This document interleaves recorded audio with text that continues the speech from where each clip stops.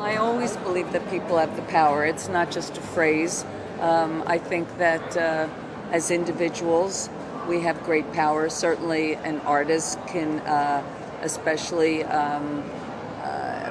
magnify our situation and inspire us. Picasso painted Guernica and gave us a template against war. And a song can motivate, like Neil Young and Bob Dylan. There has been so many great songs that have motivated us. But I believe even more important is the collective, is the people en masse make the real change. Artists can inspire the people, but the people have to make change through voting, through striking, through boycotting, through using their voice. And I do believe that anything is possible. We take an example from how Gandhi, a simple man with revolutionary but very simple ideas, motivated the people to take back their independence. I believe these things are possible not only spiritually, but we have the technology to unite. Young people can unite as never before through technology. And I am hoping that future generations and new generations will realize this and help make change. For instance, our candidate for president, Barack Obama, is a young man who has embraced not only traditional ideals, but new technology to reach the people and motivate them. So I'm hoping that we will see a lot of change in the next couple of years. Not necessarily that everything is going to be fixed, that everything will be great, but at least people will have some faith that there are honest people in place in at least our government who really want to do something good. But it is still, again, it's the people's job to recycle, to boycott, to do their part, to vote. So. Now, we're meeting here because you've got an exhibition currently in Paris of your visual art and your photography, your drawings and so on. Now, you're a multimedia artist, something which has become perhaps more common than when you started.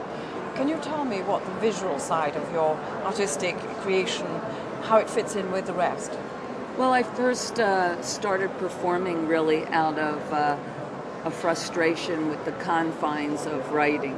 I always wanted to be a writer, although I was interested in the visual arts as well.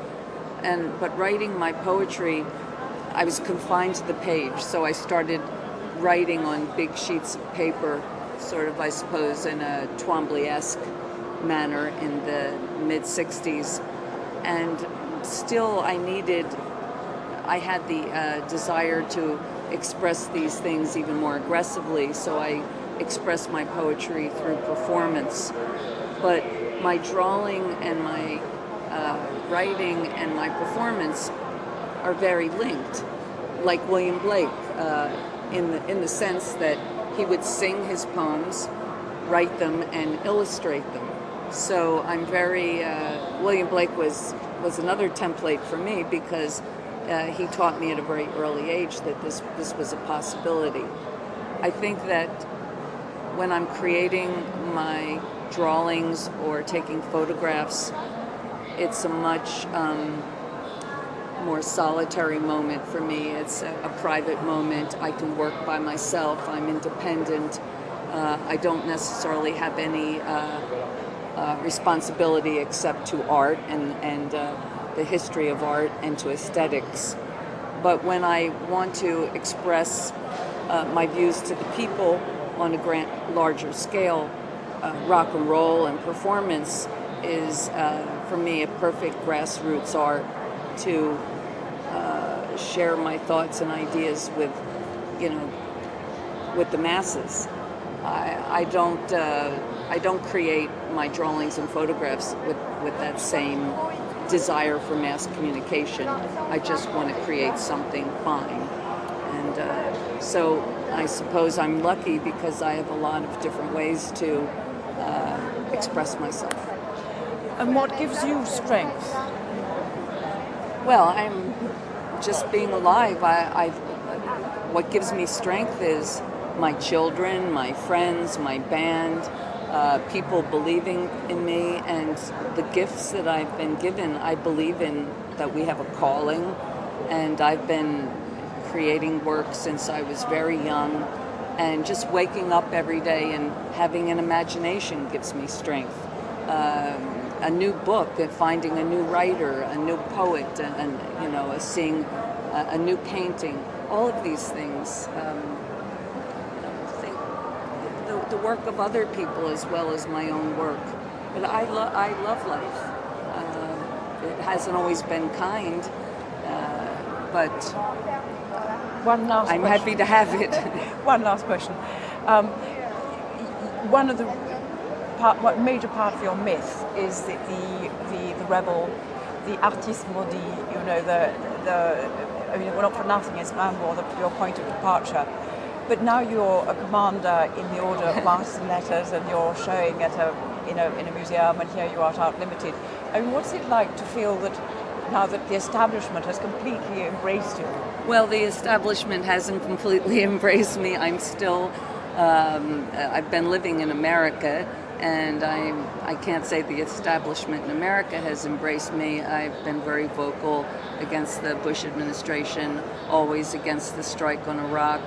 I had a lot of fiery arguments on my own turf, but I'm always I'm in a unique position because I receive a lot of respect, especially in Europe, which is